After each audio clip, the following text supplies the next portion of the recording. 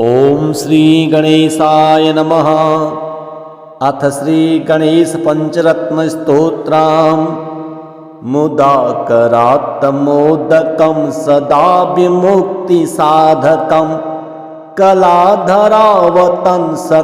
विलासी लोकरक्षकम् अनायकैकनायकं विनाशिते भदैत्यकम् नताशुभाशुनाशकं नमामि तं विनायकं नताशुभाशुनाशकं नमामि तं विनायकं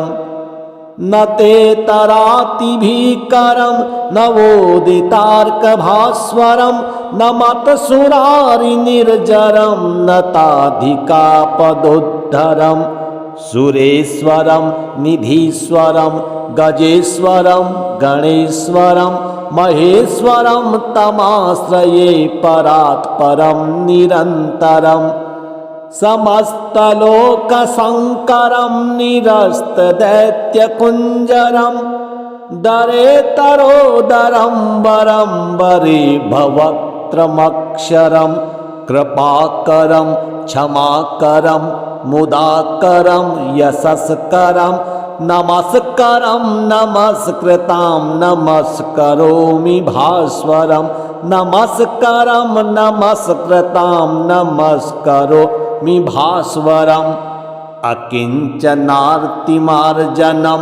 चिरन्तनोक्तिभाजनं पुरारिपूर्वनन्दनं सुरारिगर्वचर्वणं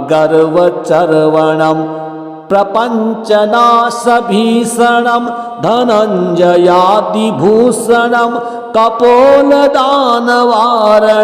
भजे पुराणवारणं कपोलदानवारणं भजे पुराणवारणं नितान्तकान्ति दन्तकान्ति मन्तकान्तिकात्मजम् अचिन्त्यरूपमन्तहीनमन्तराय कृन्तनं हृद्यन्तरे निरन्तरं वसन्तमेव योगिनां तमेकदन्तमेव तं विचिन्तयामि सन्ततम् महागणेश पञ्चरत्नमादरेण योऽन्वहं प्रजल्पति प्रभातके हृदि स्मरन् गणेश्वरम् अरोगतां दोषतां सुसाहितीं सुपुत्रतां समाहियतायुरष्टभूतिमभ्युपैति सुचिरात् समाहितायुरष्टभूतिमभ्युपैति सुचिरात् मुदाकरात् मोदकं सदा विमुक्ति साधकं कलाधरावतंसकं विलासी लोकरक्षकम् अनायकैकनायकं विनाशिते भदैत्यकं नताशुभाशुनाशकं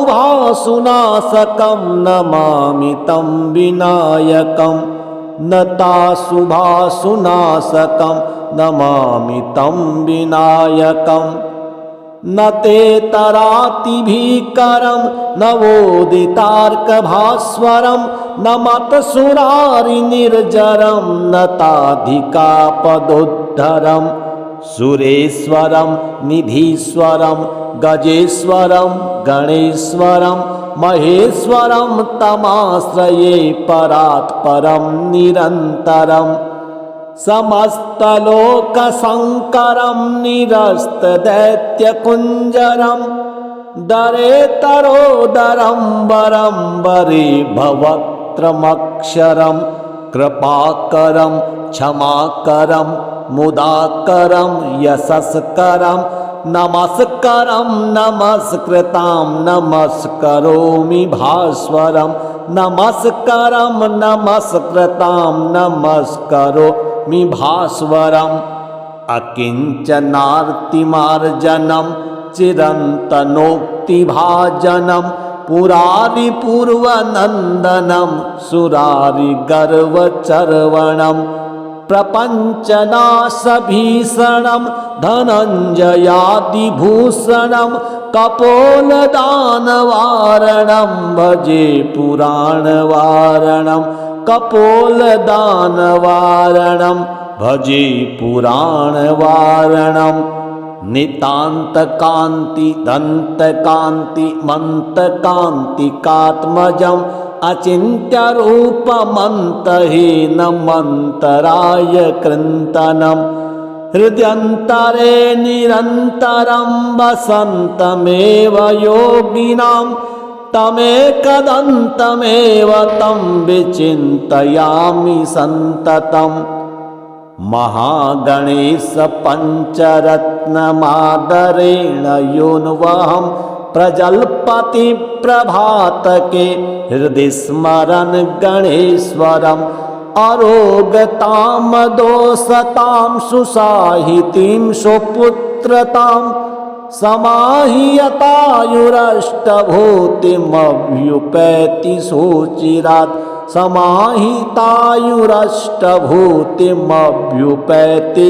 सुचिरात् मुदाकरात् मोदकं सदा विमुक्तिसाधकं कलाधरावतंसकं विलासिलोकरक्षकम् अनायकैकनायकं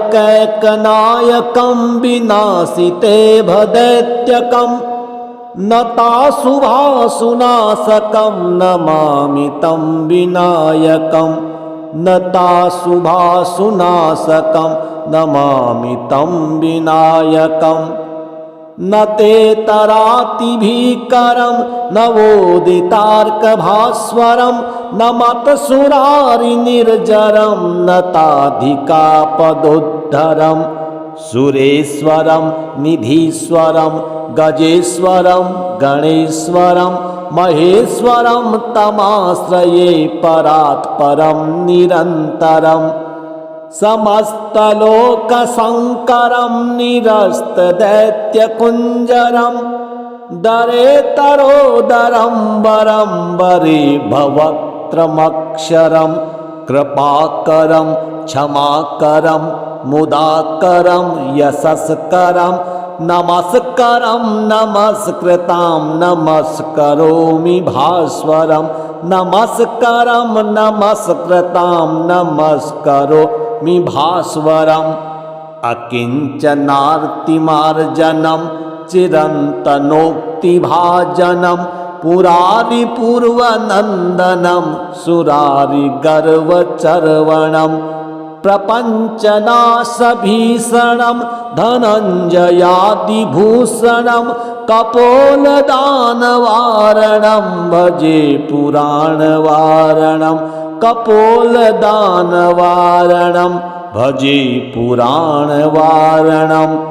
नितान्तकान्ति दन्तकान्ति मन्तकान्तिकात्मजम् अचिन्त्यरूपमन्तहीनमन्तराय कृन्तनं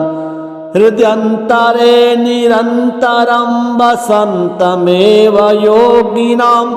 तमेकदन्तमेव तं विचिन्तयामि सन्ततम् महागणेश पञ्चरत्नमादरेण योऽन्वहं प्रजल्पति प्रभातके हृदि स्मरन् गणेश्वरम् अरोगतां दोषतां सुसाहितीं सुपुत्रतां समाहियतायुरष्टभूतिमभ्युपैति सुचिरात् समाहितायुरष्टभूतिमभ्युपैति सुचिरात् मुदाकरात् मोदकं सदा विमुक्तिसाधकं कलाधरावतंसकं विलासिलोकरक्षकम् अनायकैकनायकं विनाशिते भदैत्यकं नताशुभाशुनाशकं नमामि तं विनायकं नताशुभाशुनाशकं नमामि तं विनायकम्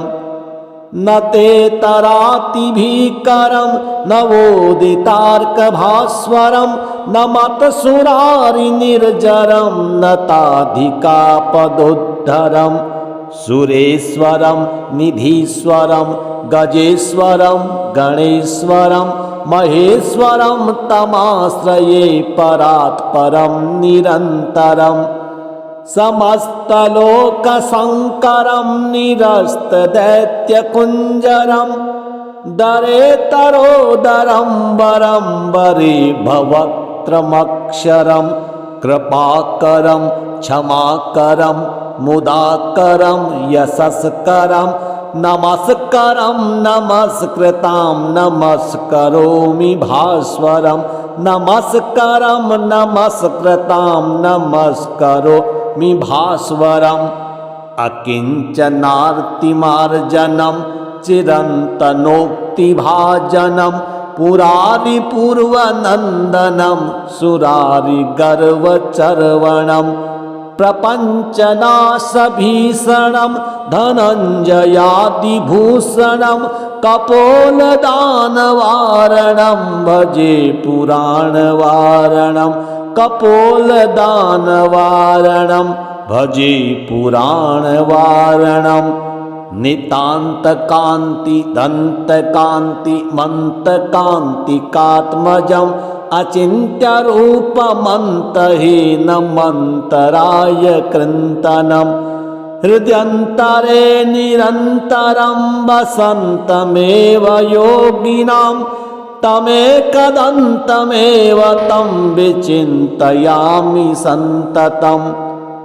महागणेश पञ्चरत्नमादरेण योऽन्वहं प्रजल्पति प्रभातके हृदि स्मरन् गणेश्वरम्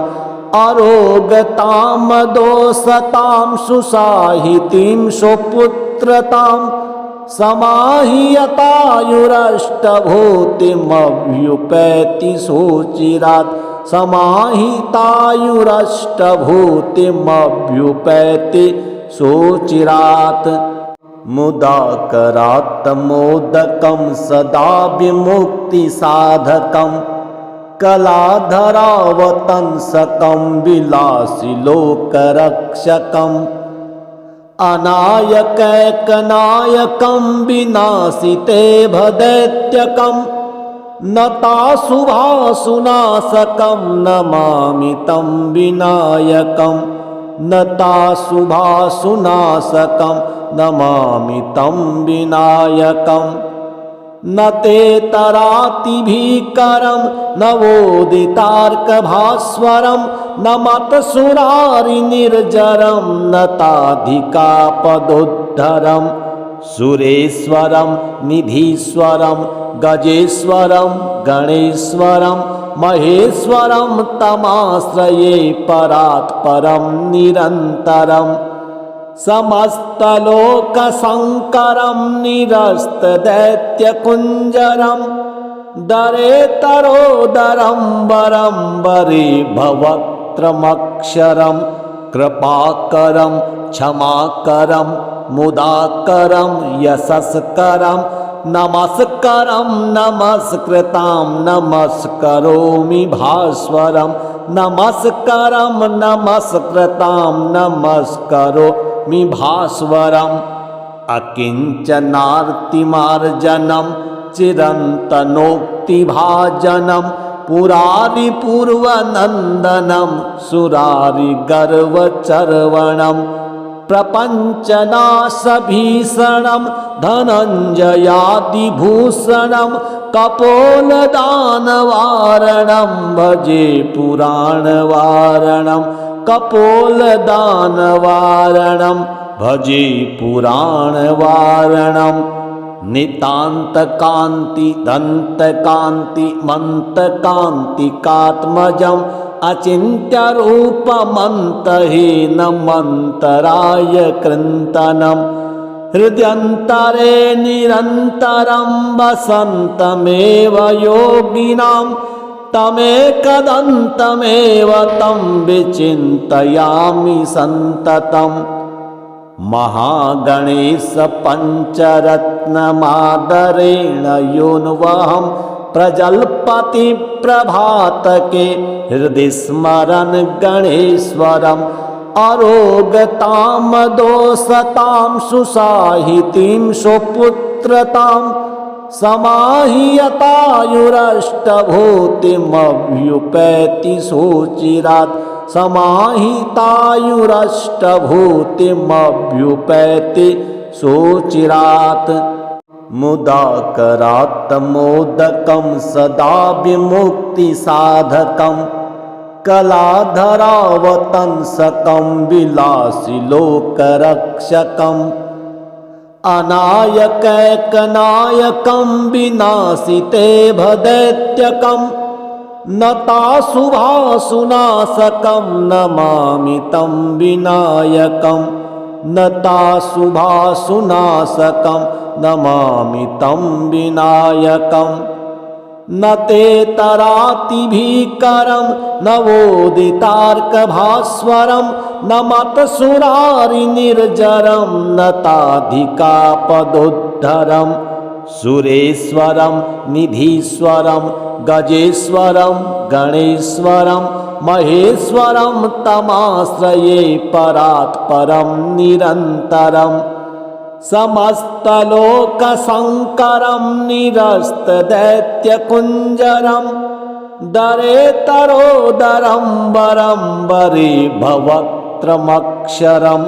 कृपाकरं क्षमाकरं मुदाकरं यशस्करं नमस्करं नमस्कृतां नमस्करोमि भास्वरं नमस्करं नमस्कृतां नमस्करोमि भास्वरम् अकिञ्चनार्तिमार्जनं चिरन्तनोक्तिभाजनं पुरारिपूर्वनन्दनं सुरारिगर्वचर्वणं प्रपञ्चनाशभीषणं धनञ्जयादिभूषणं कपोलदानवारणं भजे पुराणवारणं कपोलदानवारणं भजे पुराणवारणं नितान्तकान्ति दन्तकान्ति मन्तकान्तिकात्मजम् अचिन्त्यरूपमन्तहीनमन्तराय कृन्तनं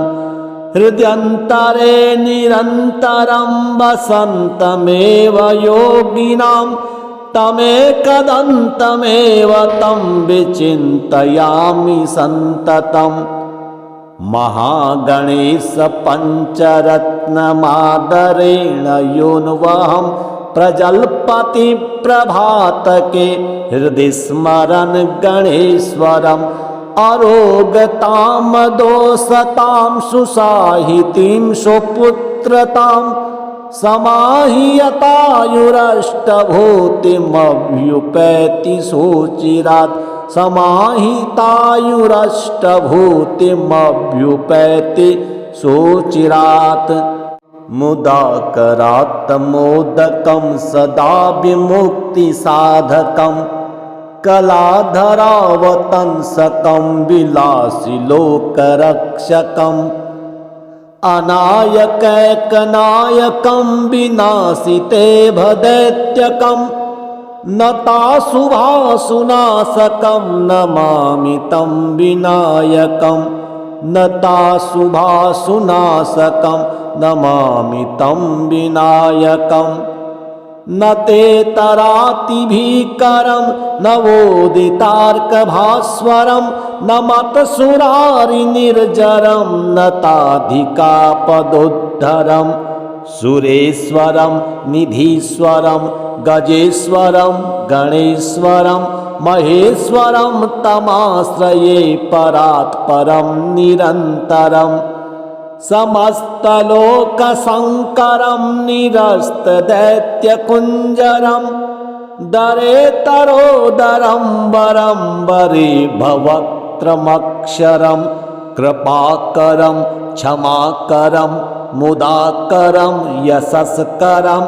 नमस्करं नमस्कृतां नमस्करोमि भास्वरं नमस्करं नमस्कृतां नमस्करोमि भास्वरम् अकिञ्चनार्तिमार्जनं चिरन्तनोक्तिभाजनं पुरारिपूर्वनन्दनं सुरारिगर्वचर्वणं प्रपञ्चनाशभीषणं धनञ्जयादिभूषणं कपोलदानवारणं भजे पुराणवारणं कपोलदानवारणं भजे पुराणवारणं नितान्तकान्ति दन्तकान्ति मन्तकान्तिकात्मजम् अचिन्त्यरूपमन्तहीनमन्तराय कृन्तनं हृद्यन्तरे निरन्तरं वसन्तमेव योगिनां तमेकदन्तमेव तं विचिन्तयामि सन्ततम् महागणेश पञ्चरत्नमादरेण योऽन्वहं प्रजल्पति प्रभातके हृदि स्मरन् गणेश्वरम् अरोगतां दोषतां सुसाहितीं सुपुत्रतां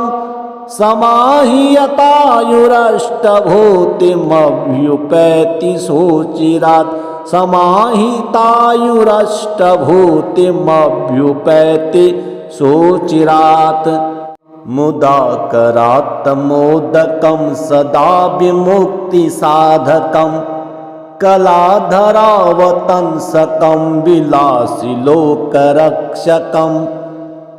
अनायकैकनायकं विनाशिते भदैत्यकं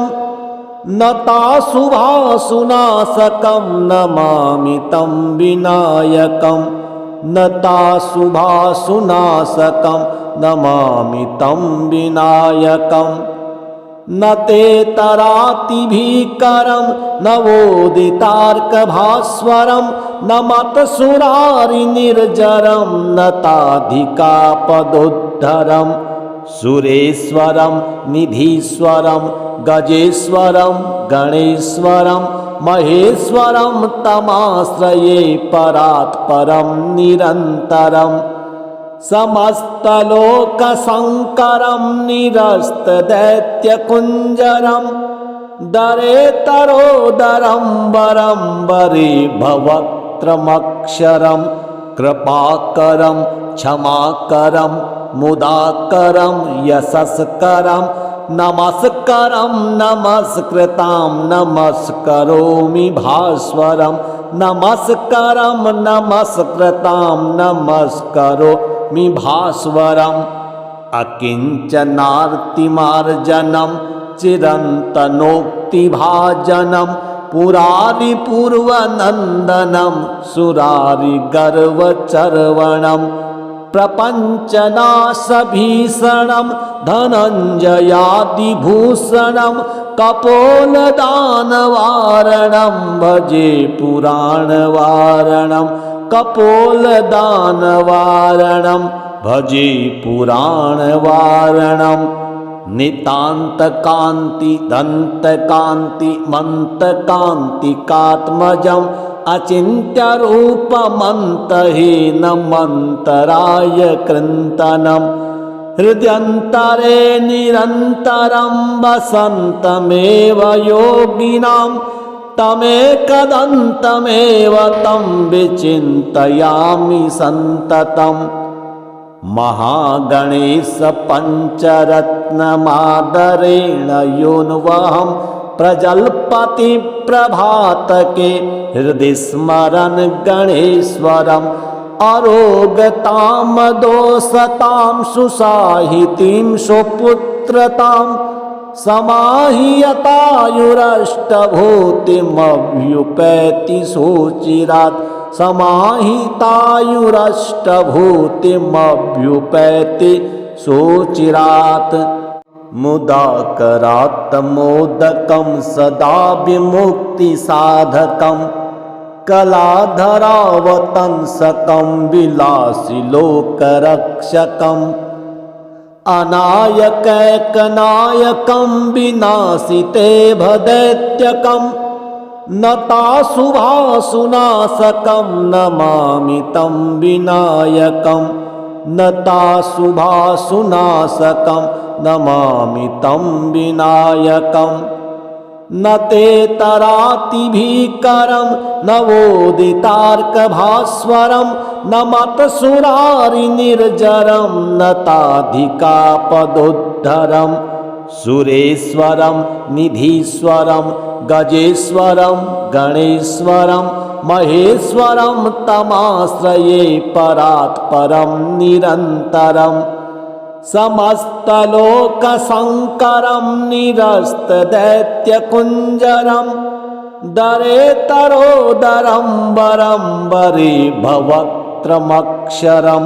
कृपाकरं क्षमाकरं मुदाकरं यशस्करं नमस्करं नमस्कृतां नमस्करोमि भास्वरं नमस्करं नमस्कृतां नमस्करोमि भास्वरम् अकिञ्चनार्तिमार्जनं चिरन्तनोक्तिभाजनं पुरारिपूर्वनन्दनं सुरारिगर्वचर्वणं प्रपञ्चनाशभीषणं धनञ्जयादिभूषणं कपोलदानवारणं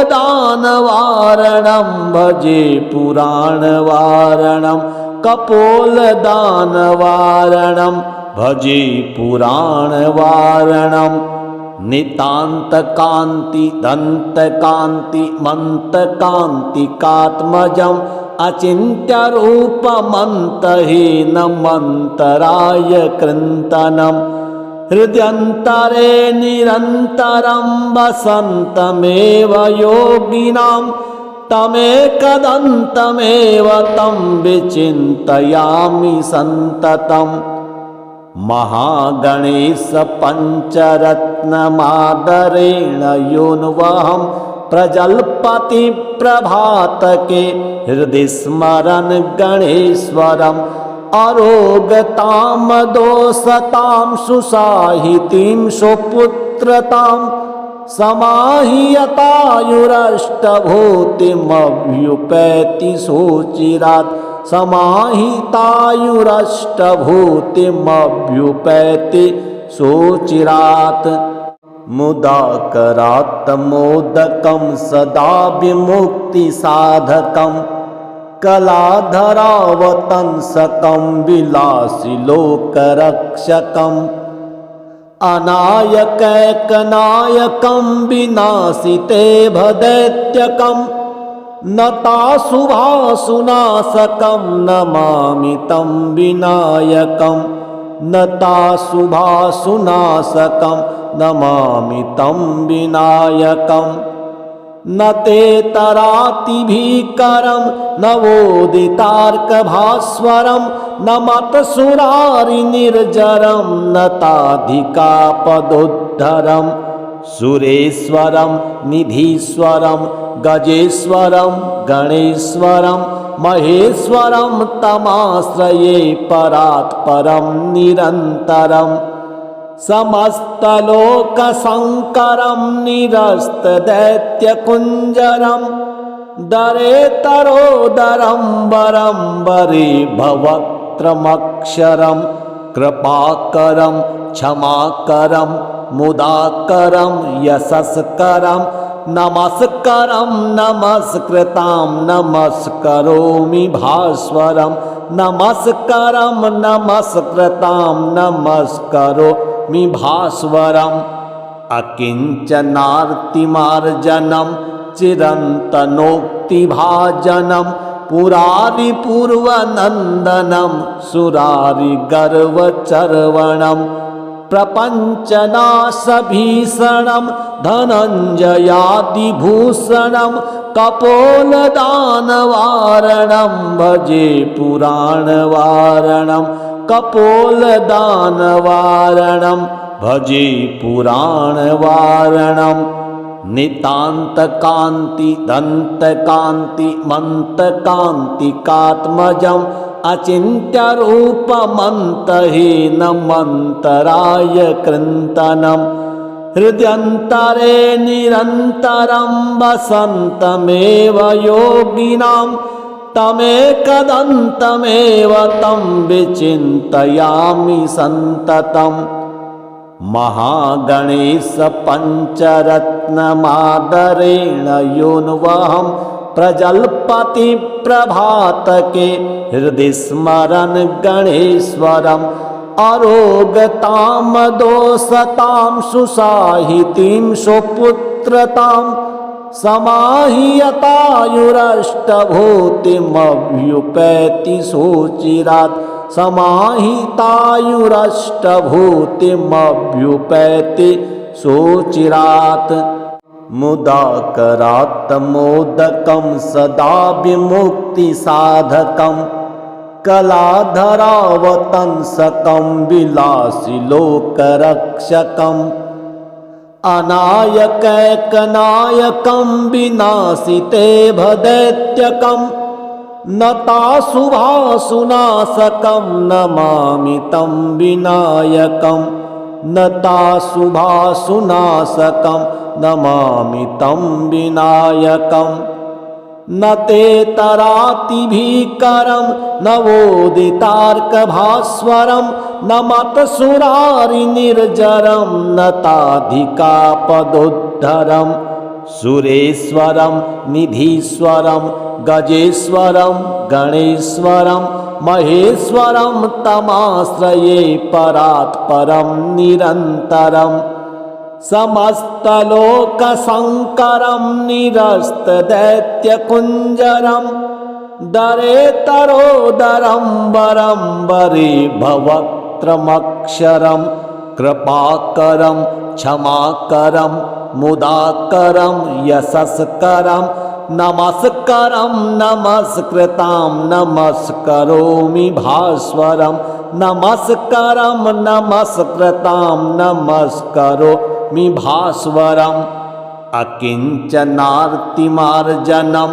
चिरन्तनोक्तिभाजनं पुरारिपूर्वनन्दनं सुरारिगर्वचर्वणं प्रपञ्चनाशभीषणं धनञ्जयादिभूषणं कपोलदानवारणं भजे पुराणवारणं कपोलदानवारणं भजे पुराणवारणं नितान्तकान्ति दन्तकान्ति मन्तकान्तिकात्मजम् अचिन्त्यरूपमन्तहीनमन्तराय कृन्तनं हृद्यन्तरे निरन्तरं वसन्तमेव योगिनां तमेकदन्तमेव तं विचिन्तयामि सन्ततम् महागणेश पञ्चरत्नमादरेण योऽन्वहं प्रजल्पति प्रभातके हृदि स्मरन् गणेश्वरम् अरोगतां दोषतां सुसाहितीं सुपुत्रतां समाहियतायुरष्टभूतिमभ्युपैति सुचिरात् समाहितायुरष्टभूतिमभ्युपैति सुचिरात् मुदाकरात् मोदकं सदा विमुक्तिसाधकं कलाधरावतंसकं विलासिलोकरक्षकम् अनायकैकनायकं विनाशिते भदैत्यकं नताशुभाशुनाशकं नमामि तं विनायकं नताशुभाशुनाशकं नमामि तं विनायकम् न ते तरातिभीकरं नवोदितार्कभास्वरं न मतसुरारिनिर्जरं नताधिकापदोद्धरं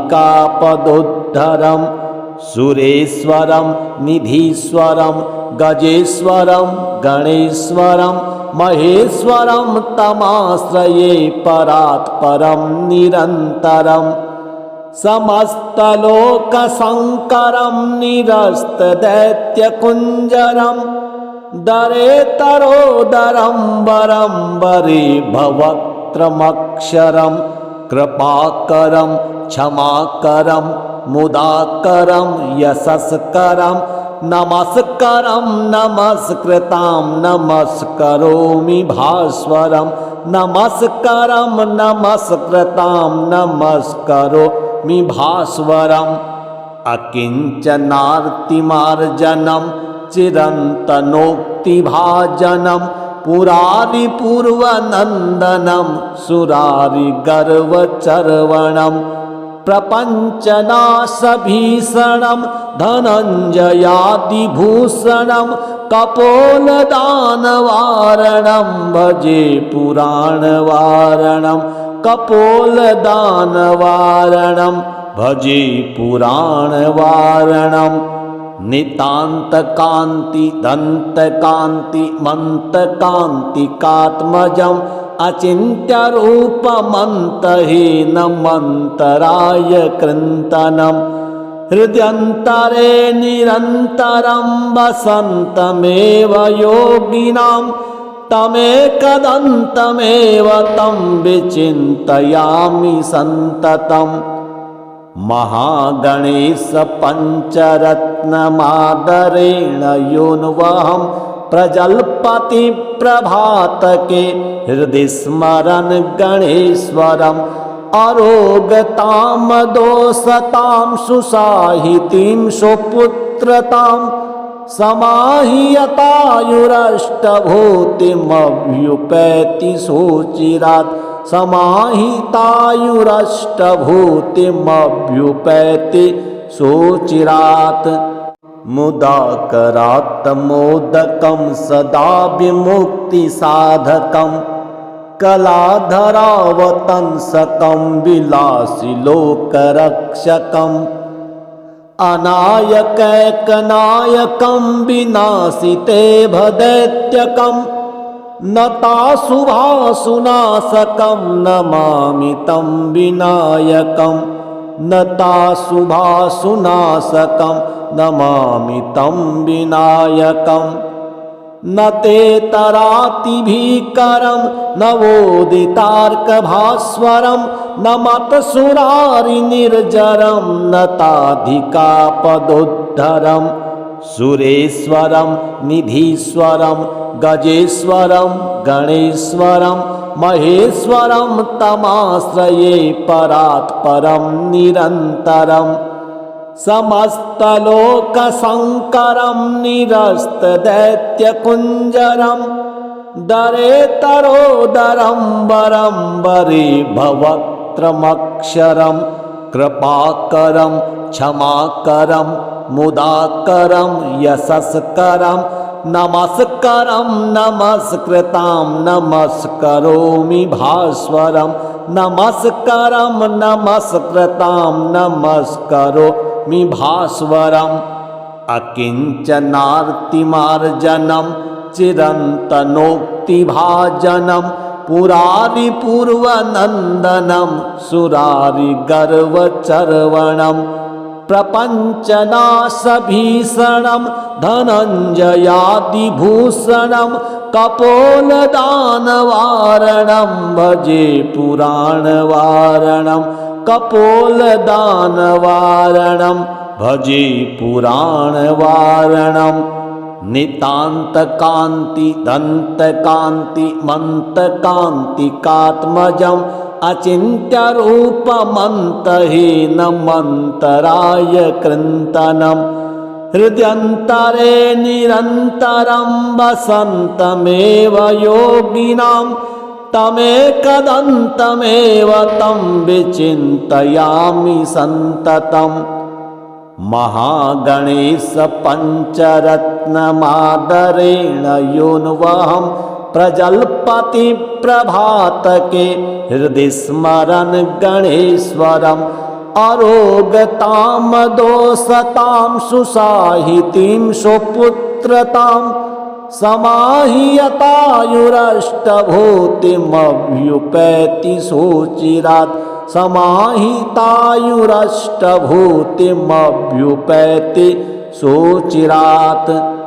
मुदाकरात् मोदकं सदा विमुक्तिसाधकं कलाधरावतंसकं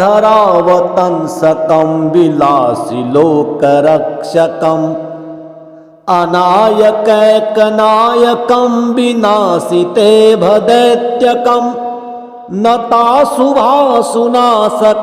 नमामि तं विनायकं नताशुभाशुनाशकं नमामि तं विनायकं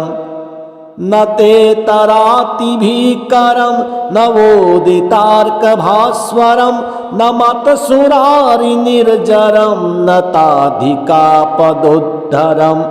सुरेश्वरं निधीश्वरं गजेश्वरं गणेश्वरं महेश्वरं तमाश्रये परात्परं निरन्तरम् समस्तलोकशङ्करं निरस्तदैत्यकुञ्जरं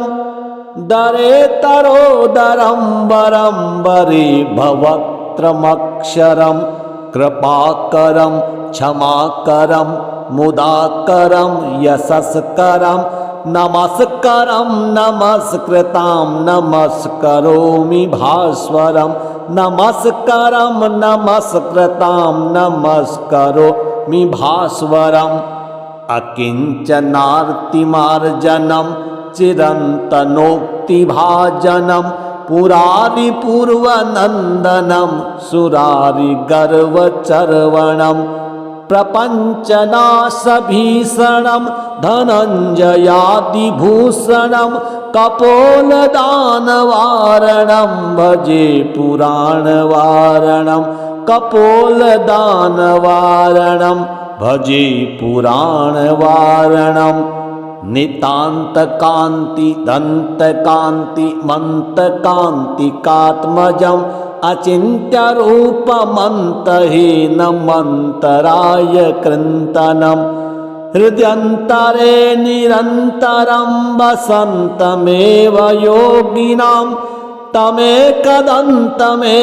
तं विचिन्तयामि सन्ततम् महागणेश पञ्चरत्नमादरेण योऽन्वहं प्रजल्पति प्रभातके हृदि स्मरन् गणेश्वरम् अरोगतां दोषतां सुसाहितीं सुपुत्रतां समाहियतायुरष्टभूतिमभ्युपैति सुचिरात् समाहितायुरष्टभूतिमभ्युपैति सुचिरात् मुदाकरात् मोदकं सदा विमुक्तिसाधकं कलाधरावतंसकं विलासिलोकरक्षकम् अनायकैकनायकं विनाशिते भदैत्यकं नताशुभाशुनाशकं नमामि तं विनायकं नताशुभाशुनाशकं नमामि तं विनायकं न ते तरातिभीकरं नवोदितार्कभास्वरं न मतसुरारिनिर्जरं नताधिकापदोद्धरं सुरेश्वरं निधीश्वरं गजेश्वरं गणेश्वरं महेश्वरं तमाश्रये परात्परं निरन्तरम् समस्तलोकशङ्करं निरस्तदैत्यकुञ्जरं दरेतरोदरं वरं वरे भवक्त्रमक्षरं कृपाकरं क्षमाकरं मुदाकरं यशस्करं नमस्करं नमस्कृतां नमस्करोमि भास्वरं नमस्करं नमस्कृतां नमस्करोमि भास्वरम् अकिञ्चनार्तिमार्जनं चिरन्तनोक्तिभाजनं पुरारिपूर्वनन्दनं सुरारिगर्वचर्वणं प्रपञ्चनाशभीषणं धनञ्जयादिभूषणं कपोलदानवारणं भजे पुराणवारणं कपोलदानवारणं भजे पुराणवारणं नितान्तकान्ति दन्तकान्ति मन्तकान्तिकात्मजम् अचिन्त्यरूपमन्तहीनमन्तराय कृन्तनं हृद्यन्तरे निरन्तरं वसन्तमेव योगिनां तमेकदन्तमेव तं विचिन्तयामि सन्ततम् महागणेश पञ्चरत्नमादरेण योऽन्वहं प्रजल्पति प्रभातके हृदि स्मरन् गणेश्वरम् अरोगतां दोषतां सुसाहितीं सुपुत्रतां समाहियतायुरष्टभूतिमभ्युपैति सुचिरात् समाहितायुरष्टभूतिमभ्युपैति सुचिरात् मुदाकरात् मोदकं सदा विमुक्तिसाधकं कलाधरावतंसकं विलासिलोकरक्षकम् अनायकैकनायकं विनाशिते भदैत्यकं नताशुभाशुनाशकं नमामि तं विनायकं नताशुभाशुनाशकं नमामि तं विनायकम् न ते तरातिभीकरं नवोदितार्कभास्वरं न मतसुरारिनिर्जरं न ताधिकापदोद्धरं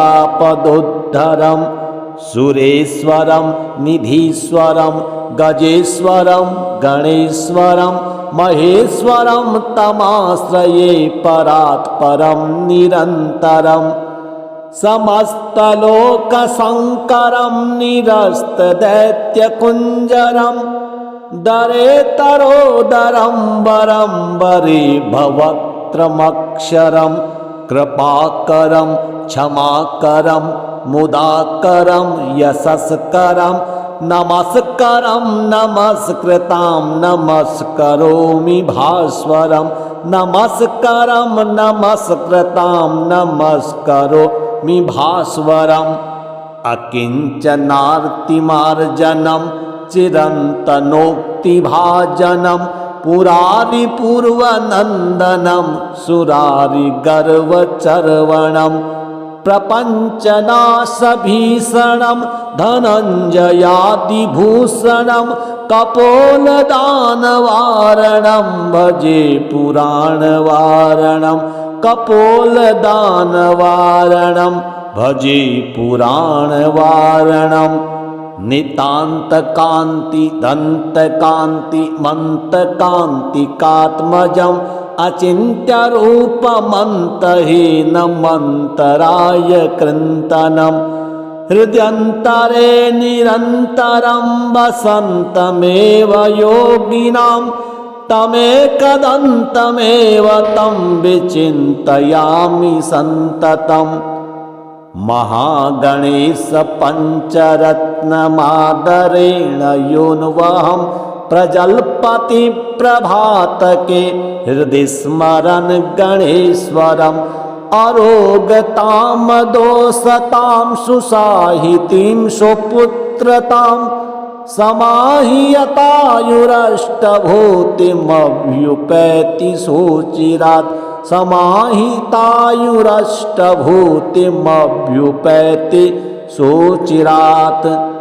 मुदाकरात् मोदकं सदा विमुक्तिसाधकं कलाधरावतंसकं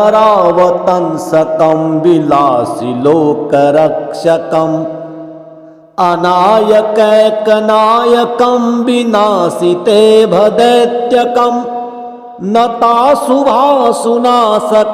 नमामि तं विनायकं नताशुभाशुनाशकं